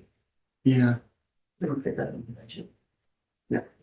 I know. And it's, like I said, it'd be nice if we could somehow figure out, and we've had conversations about this, partner with the school to do like an assembly, you know what I mean? So he could focus on, different demographics of students as well. So I think I'm just gonna advocate for this and then you guys can decide. I would advocate for another $20,000 for some type of community education. Then we can take it back to the opioid committee and have a more focused discussion on what we think would be the best utilization of those funds. Instead of trying to figure out what we want to do and then like try to come back here again and ask for. Well, and I think, I'm just saying. to engage the high school, I think I to have said, an assembly, I think would be great. Oh, I do too. I'm sitting there thinking, we already have that thing that's going on between the school system and extension. Yep. That's gonna start, I guess they're training somebody this week. The lady that worked at the hospital. Yep. Is going to do And in that. as much as you're saying you're probably a year out. yes, at least. See, that was the only thing that prompted me. Yeah. Was that He's- year out, but I definitely would rather do it the opposite of what Chris wants to do. We decide as a group, the opioid group, and then come back. And I think you guys are very receptive to that. Oh, yeah. I mean, I don't either way. Mhm. Um, So then I would suggest we just, and we. we have an opioid meeting on the 12th, is that correct? Of August, Chris? I think so, because I'm not here then. I'm. That's not why we picked And that's, the no, 12th. I actually am. Yeah, you might have wanted to pick it that day. I'm actually gone the 13th and 14th for Oh, good. emergency preparedness, so I will be here on. the See, 12th. yeah, You want I to would change the say, date? no, let's be quiet, for the good of the order. Yeah. I think we should go back to the opioid group, and then after the 12th, come back to you guys with, And we'll follow your date on that. I mean, and like I said, I was very impressed with that presentation, but Yeah. But kids graduate from high school after 3-4 years. We Yeah. hope. And I think we need to focus on kids like at the grade school age well, that's. and the middle school age, because sometimes by the time they're in high school, they've already tried X, Y, and Z. Or they're gonna see his presentation and be like, that's a great idea. Yeah. No, I Really. can do that. Yeah. Like, Chris- Oh, I can try that. Chris, Yeah. speaking Mom, of, get me some helium. It's gonna do what? Yeah. speaking of those, over the weekend, I had a chance to talk to two gentlemen that are, let's see, 30 years old now, and they've been in prison and they've had trouble. They both graduated from Fairfield High School. And I'm like, what made you start? Mhm. And I'll be really honest with you, my nephew was one of them. And he said, I first smoked pot on November blah blah this year. And not this year, but that specific year. And then he went on to say, and a month later, I was doing hard drugs. Mhm. He was in junior high. Yeah, Yeah. We need time, yeah. and both young men have the same story. So Yeah. we do need to do something that gets the younger kids. We do, Okay, we Stacy, do. Stacy Worley and I've said that at our hospital, Absolutely. the ER manager, and sometimes when we say that in a meeting, it's like, we need to focus like preschool, grade school, middle school. So Uh-huh. kids are exposed to all sorts of stuff that we can't even imagine. Yeah, And they need to be informed and be able to feel empowered to make a decision that right. hopefully is a good one for them. And to follow up on those young men, why did you start? Because it made me feel better. So I don't know what was going on in their life or whatever, but Mhm. Well, I know when we were involved in when I was involved in the substance abuse awareness program that we had through CEDA when we had that grant. Mhm. It was, what's what I'm looking for, staggering the number of alcoholics you had at the middle school level. The alcohol consumption was. Yeah. And it's almost like you need a drug dog just running around the high school Well, and middle yeah, I school mean, all the and time. it's, But I don't know whether it was I don't know, I just, and we had programs at the middle school, and I do agree, I've said it before. You've gotta, if you can, grade school kids are critically important Oh, yeah. to, Yeah. what's the word I'm looking for? Well, to reach and Yeah. focus on, because they've got younger siblings a lot of times and they've got older siblings. And, Yeah. it's just, Yeah. our So- society is definitely different than. So Chris, you're saying the influence comes within their home Oh, yeah, and without a doubt. outside their home, yeah. Yeah. agree I with don't that. know if their systems at that young age are more susceptible to the addiction part of it quicker, so to speak. Right. Well, I don't know.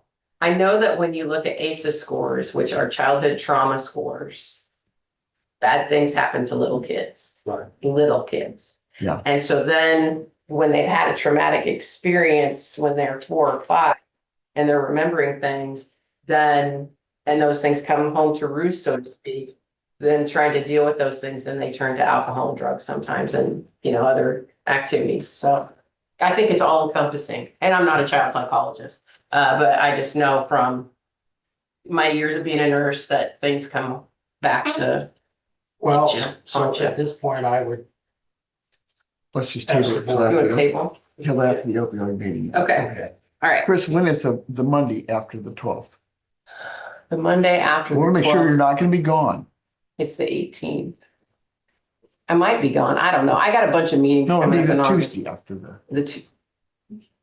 The Tuesday's the 19th. The Tuesdays in Oh. August are the 12th and 19th and 26th, and ISAC's in there and my preparedness, but I don't have to be here. You guys know what we're gonna request. We just might have a better plan.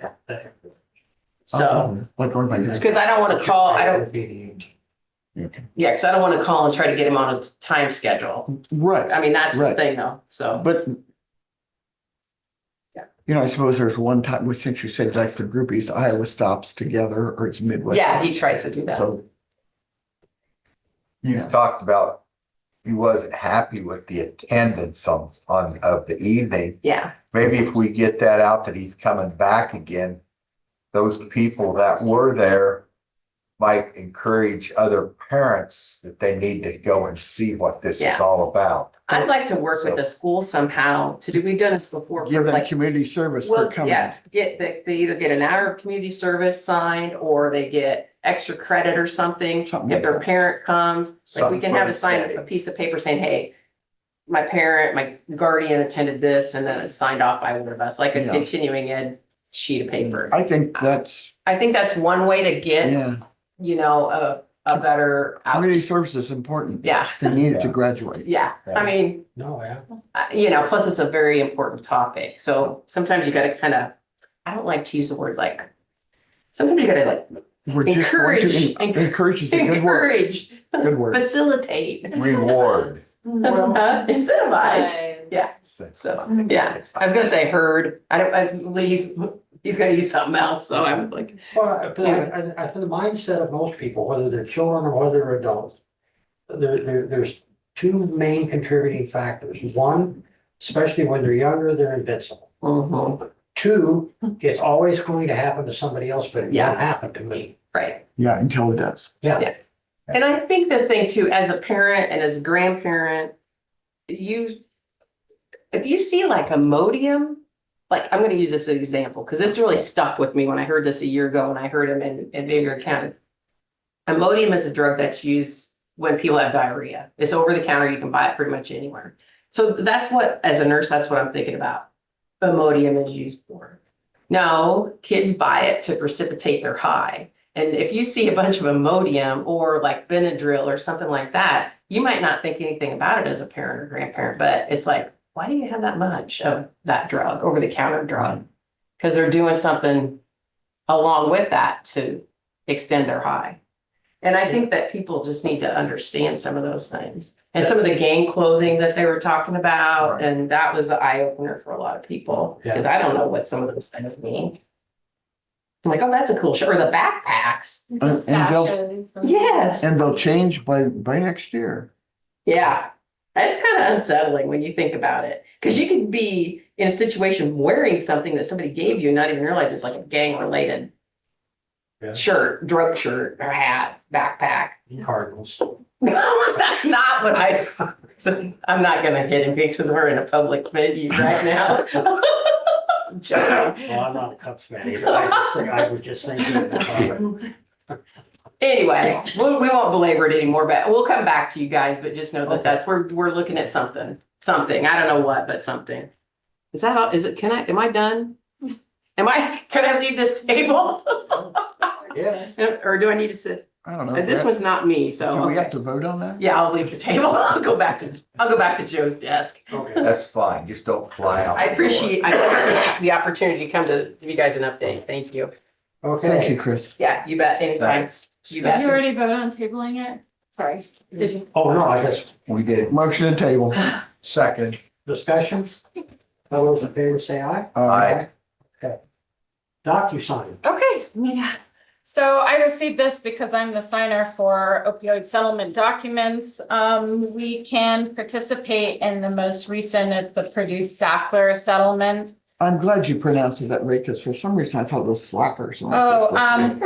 And I believe I was going to be getting between 23 and $37 million over a period of 16 payments. I'm not exactly sure what the timeline looks like. I also don't know what we will be getting. So I would like to do some more research to see if there's already an agreement at the AG's level with how those funds are going to be distributed.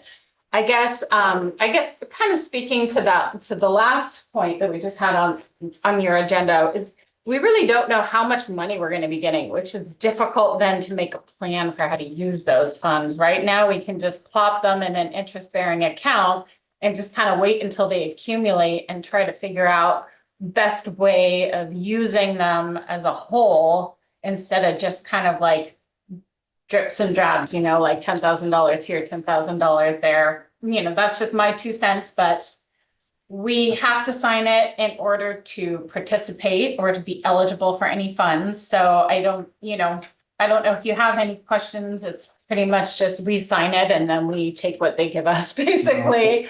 Similar to our last settlement, there are specific uses that are So would you say we're at least going to get some? I know Des Moines will get the lion's share of this. I believe that we will get some. It probably a similar percentage as what Okay, we've gotten okay. in this most recent settlement, which was only, I believe, like $25 million. So we could stand to get more. 25 million, you mean for the state? For the states. Mhm. So this new settlement's gonna be between 23 and $37 million. So there's probably a lot we could do with that. I do agree with you, but it'd be kind of pretty cool to do a bigger project. So what incentivizes or determines how much each county gets? Is there any set criteria or? It's up to the state determines how to allocate those funds. So I have not seen the agreement that the state has put in place in order to determine how much money we're gonna get. So that's why I would like to do some more research. It's not gonna, signing it now is not gonna change, obviously, how much money we get, except to that, if we don't sign it, we're not gonna get anything. Yeah. So other than that, but I would like I said, I'd like to do some more research. And so if I'm able to determine how much money we're gonna get, I'll certainly let you guys know and once I get some more information. Well, I was asking, is there anything we could do to draw more money to this area or not? I think it probably, I'm just speaking off the cuff here, but based on the things that I've seen, it has to do with population primarily. So, and there are certain entities or political subdivisions within the state that are not entitled to share in the settlement funds. For example, communities that are, I think it's like under 10,000 people or something, which is why like the city of Fairfield's not going to be a sharing entity, but the county is. So the first step would be to sign it. Second step would be to wait and see what we get. Or maybe I can find out ahead of time. And Elizabeth will let us know every step of the way. So is that a motion Well, of course it was. to authorize the signature? Yes. I'll second that. Discussion? All those in favor say aye. Aye. Good job, Elizabeth. Well, I just received the email and I presented it to you, so. There's nothing to sign, correct? No, I've got it. Thank you. Okay. No, nothing that you need to sign. I will be signing on behalf of the county, but I wanted to do it with the board's approval, of course. Thank you. Yes, Oh, no I see, it problem. was sackers, not slackers. So resolution to designate voting representatives for the Iowa State Association of Counties. And then since we are a member, the articles of incorporation were updated November 24th to require the county to designate through resolution by its board of supervisors, its county voting representative. And whereas only the designated county voting representatives have power to vote on behalf of the county at ISAC. So essentially, that's what it is. We attend ISAC meetings where there is a requirement to vote on changing the bylaws or any other type of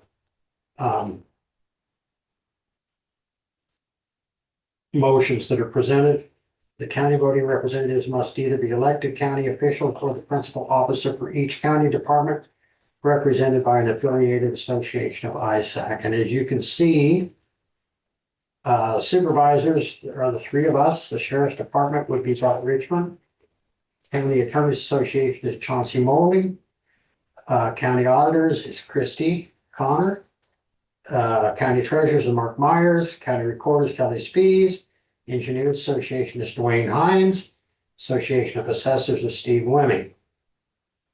Iowa Emergency Management would be Brett Farrell. County Conservation is Sean Morrissey. Environmental Health is Jerry Leonard. Iowa County Public Health Association is Christine Estel and Estelle. That was said the other day. That's You did right. say bat lady. that's Yeah. right. And the Association of County Commissioners and Veteran Service Officers is Ray Chambers. So I would entertain a motion. Can I ask a question first? You certainly can. You have a couple people on this list that don't reside in this county But they're a member of the Okay. association to represent this county. to represent. the I just had to bring that association. up. Right. So for example, Dwayne and Steve. yeah. So, and technically Jerry Leonard is not a county employee, Correct. but he is the Sure. Environmental Health Association. Got it. So, okay, motion to approve, So moved. I'll second it. discussion? Hearing none, all those in favor say aye. Aye.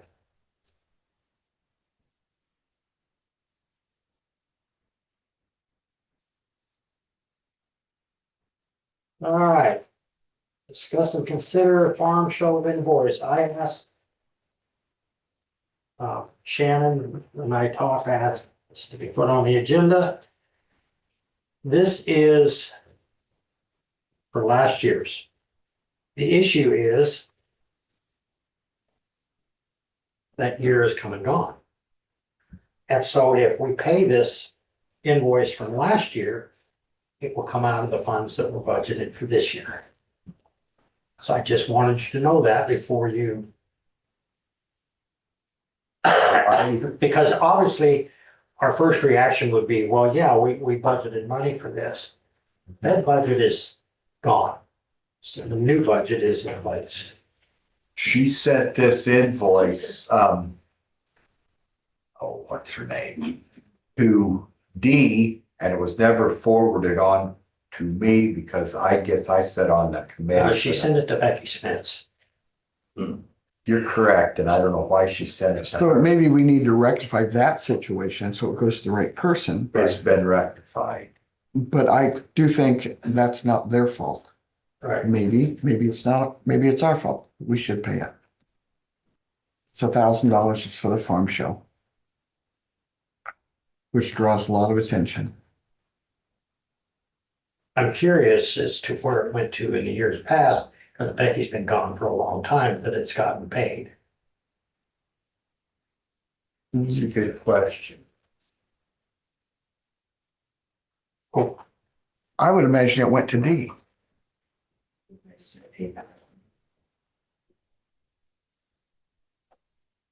What are you looking at? This is, So a similar situation Oh, okay. happened with the Cardinal Resource Officer. They right, had requested, there was a contract with them, but they didn't send in the invoice and you guys did not pay them. Okay. And I'm not saying you No, no, should or you're just- shouldn't, yeah. but that was Thank you for that. a similar example. See that?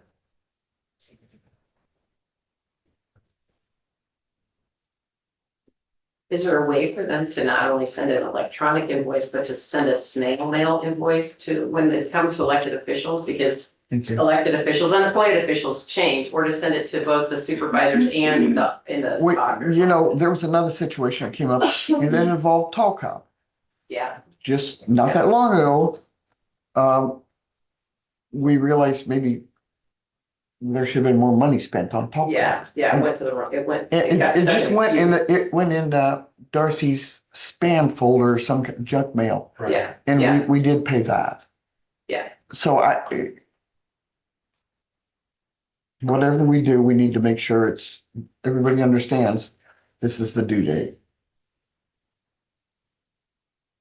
I know, we get a lot of electronic invoices to the Yeah. health department. Yeah, And sometimes they'll go to me and to Mandy or. yeah. Depending. But Darcy found it right away upon looking, Especially when staff turns over, Yeah, stuff gets stuck and Oh, then you yeah. don't know. yeah. That happens to us too, so. Well, I would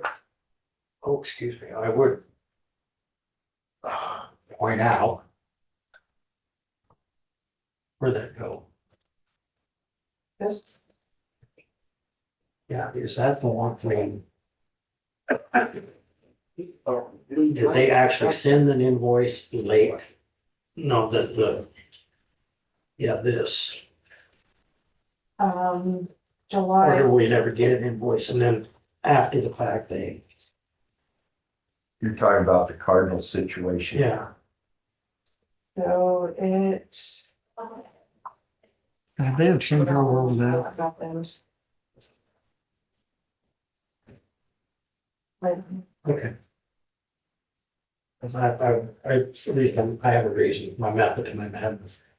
Oh, I can't wait.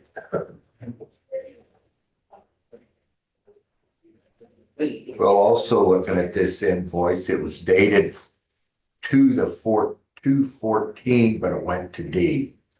And maybe it's my fault that I didn't contact him that I was Speed's replacement. I don't know. Would you would. Yeah, but if the would have got email, these emails, if the right? email. No, I don't get D's Yeah, email. see, I was gonna say, if the email went to D, it should have kicked back. Yeah, Well, Can I ask a question? yes, So when that happens, like these emails, her county email would be null and void. Right. But in a response, usually you get an auto response saying this email is no longer being monitored or does no longer receive emails. Then does it have like Lee's and Susie's and Joe's? Because you can put that on the this is a defunct email, contact one of these three people. I suppose every time, in a perfect world, every time we change supervisors, we would look at their committees and address that with those Yeah. entities. another scenario, did it go to her personal email instead of her county email? Which we don't know that either. I do believe that, I would like to think that if she had received another personal email, she would have known. She would have forwarded, yes, Oh, I she think would so. have. I can't Okay, and that's, remember what the situation was. Is this I for would, the 25 farm show or for the 24 farm show? March of this year, March of this year? Yes. but the year now is a different fiscal year.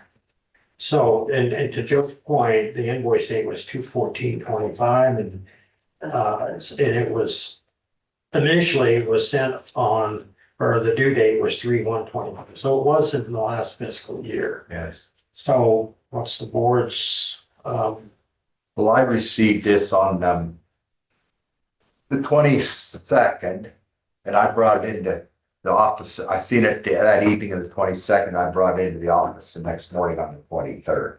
So I didn't have it laying around in my email or anything. I just responded immediately, so. So you can, We did get the advantage of it this year, and my personal feelings is that I feel like we should pay it. what I would suggest, if that's the direction you want to go, is we take it out of the funds that we have currently budgeted, and then we cross the bridge. Later on, we get another Okay, invoice. And we can determine at that time if they request contribution, where we would take those funds out of, okay. how we would do that. Well, we have funds budgeted specifically for the farm show. So does my motion still stand I don't know, did you? that I made 28 minutes ago, You did, which was, that we should pay this? oh, okay, Then I'll second it. discussion, I think we've already, Yeah, we've hammered it out. hearing none. All those in favor say aye. Aye. Aye. Okay. Committee reports. Didn't think we'd ever get there, did you? well, it still is Monday. We got that time yet. What did we miss to get So there? Well, we're in next month's committee reports already because we've been here that long. I'm sorry. So I went to a workforce board meeting of all 22 people. The Zoom failed, so we had to do it by phone. And the entire purpose of the meeting was to decide whether or not to dissolve our current region and go with another region. And that region would be Mississippi Valley, which would be a lot of the counties to the east of us, Henry, Burlington, Des Moines, and on up, way past the Quad Cities. That would give us, that new region would become a stronger region. Yeah, what do you guys laugh about? It would be a kind of stronger region, and we would have some input depending on the number of counties that would be in total of that. But that thing was prompted by $134 million, not million, $134,000 audit exception, of which the state is giving us till December 1st to fix. But they're going to work with us. The reason this is good is because it makes us a stronger region. And if we didn't do this, we would then go back to the state. Right now, we are funded by the feds. That system didn't used to be that way. It kind of takes the state out of the mix when it comes to how they operate. And currently, I think I mentioned once that the individual running the center in Ottumwa is, no, she's just retired now or moved on to other greener pastures. And they needed to find another service operator, another fiscal operator. And this moves that to Mississippi Valley. They would become that. Indian Hills did try for that, but the state has a little hiccup. You can't have all three service, the service area, the fiscal person, and they wouldn't let Indian Hills do it because of that, because they had it all right there set up. They don't like it's been done since 1981. Kind of efficient, wasn't it? Mm-hmm. Who cares? I'm trying to be real nice here. So it was voted that we go to incorporate with Mississippi Valley, but that would not take place until July 1st of next year, 2026. But the folks that are needing those services still will get them. They can, we would maybe have more money since we don't pay for all these other administrators to the tune of about, 134,000. well, that's just, it's well about $250,000. So I'm done. Okay, Joe. Last Thursday, I went to the Traction Thursday, and Lindsay Bauer was there and talked about operations over at Arts and Convention Center. Very interesting. For the meeting, had a conversation with our newspaper editor, Andy. We had a very good conversation. And he's smiling. And then, Did you believe him, Andy? I believed every word. good. I had a Sitka meeting at 1 o'clock on Thursday. And they got a new round of fundings come through, and in our area, it amounts to about $200,000 for our county engineers apply for grant money for repairs of bridges and culverts. And the current, That'll do about one plank. well, they don't pay for the whole thing, but it's. No kidding. Yeah. But the bridge repair on 165th he's doing right now, we got $25,000 to help out with that, Nice. which was all that was left over from fiscal year 24. Is that on your road? Is that? I've been really close? complaining for Is that- 15 years about Is that. Don't start that. Wait a minute, you said on Sitka, it's on your road. I'm proud of that. Okay. I'm You sorry. know, I asked Dwayne the other day what creek that was that bridge is gonna go over. Yeah, Didn't answer me, it's been a dry riverbed for 400 years. probably. Oh, no, it flows a lot of water. They put them in with the possibility on a huge rain, it could go over the road. Was that going to Vedic City then? I'm trying to get. It goes down through Vedic Okay, City, yeah. yes. Actually, the south side is Vedic City, and at one time, they should have ponied up some money on that. Yeah. Which they had agreed to back when Scott was here, but I don't know what the agreement is now. So, Probably at a certain point, depending upon the year, Yeah. when Scott was here, they had over 500 population, so they were getting the road use tax dollars. Yeah. yeah, So that probably would have been a requirement at that point. I don't know much about that. In fact, I never did discuss it with Dwayne. Yeah. Probably water under the bridge down part of the fund. It's Oh. gone on, it's clear on down south We can write a Fairfield book. by now. Coffee table Well, book. that's gonna win an You- award. you could quote me. Yeah. Oh, my God. He quit writing. I put down my pen. He's been recording the whole time, so he gets it okay. right. All right, I haven't been, but. So that's all I got. Yeah, tell people. all right. Well, I had my most favorite board meeting of the month, early childhood. And I was And invited. I will tell you, ever since, and I would like to give an award to the person, except I can't remember who it was, that finally convinced Tammy that we didn't have to do roll call votes on every single action item. So consequently, we got through this meeting in about 25 minutes. Seriously? Seriously. That's a record. We've been setting land speed records ever since. The two biggest things in my estimation that come out of that meeting, one was an affirmation that child care nurse consultant funding was going to continue, but it was coming from a different revenue source. And the other thing was that starting July 1st of next year, there may be a supervisor on that board, but that will be all there is. It'd go to what mental health, the regions. More or less, yes. Mhm. And so the dynamic will change somewhat. I think we're going to a bigger footprint as far Like as, service area. yeah, so. Had Do you know what certain, that area is? Just You curious. should be able to look at, I don't have an ECI map, all I brought were the CCNC maps, Okay. so, which should be the same. Because your funding for CCNCs come from. I was thinking around 19 counties. I tried to get on the phone. That's all right. I don't know, off the top of my head, I'd have to look That's at all that. right. Mhm. So I had a CERB meeting, which South Iowa Response Group, a couple of conversations that took place. One was upgrading the insurance on our vehicles to replacement cost. We've got two vehicles. One would cost us $240,000, the other was $80,000. Replacement cost respectively is $800,000 and $400,000.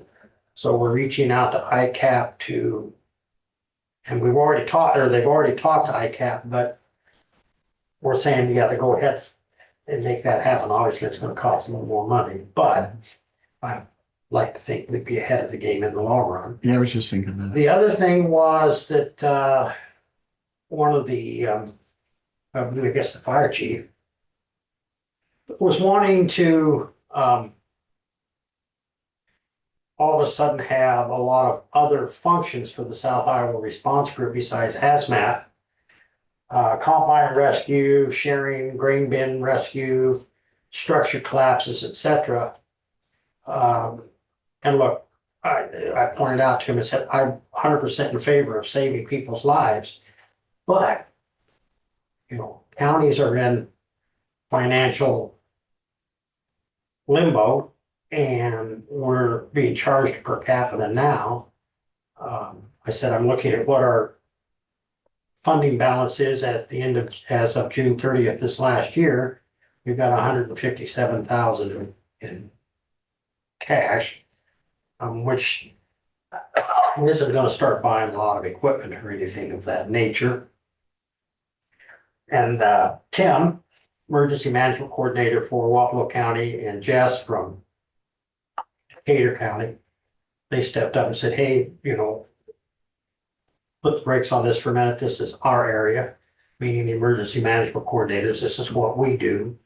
Let us look for the grants and so on and so forth. So they're gonna come up with a plan how we can facilitate some of this and fund it. And I talked to Tim afterwards, and he's very much wanting this. The way he put it, he says, "This is our lane. Let us stay in our lane, and we will take care of this." And Tim is really very good and helps Brett tremendously, and Brett helps him.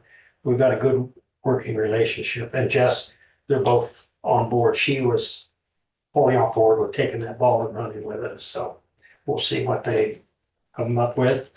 Our new 501c3 is in place, so the drive fund can begin to be developed, and what that is for specifically is for veterans rides. We've expended up to this point so far, for example, for the month of, well, we've been through June of 2025, we've expended $138,680. That's on a calendar year. So what the drive fund will allow is people and entities to contribute. There'd be tax-free donations. We're going to get the word out and through news media. I would love to do an interview with the news media.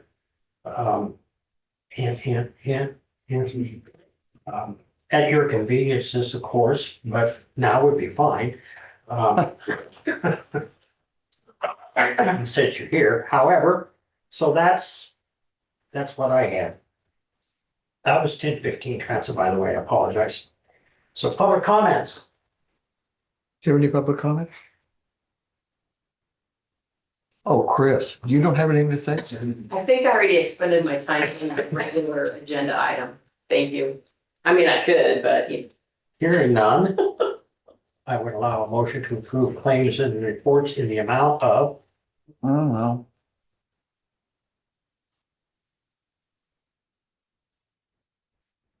$98,627.11. have a second. Second. Discussion. Hearing none. All those in favor say aye. Aye. All right. Motion to I adjourn. forgot to sign. Did you sign off? So moved. Second. Second. All those in favor say aye. Aye. Aye. Oh, okay, here comes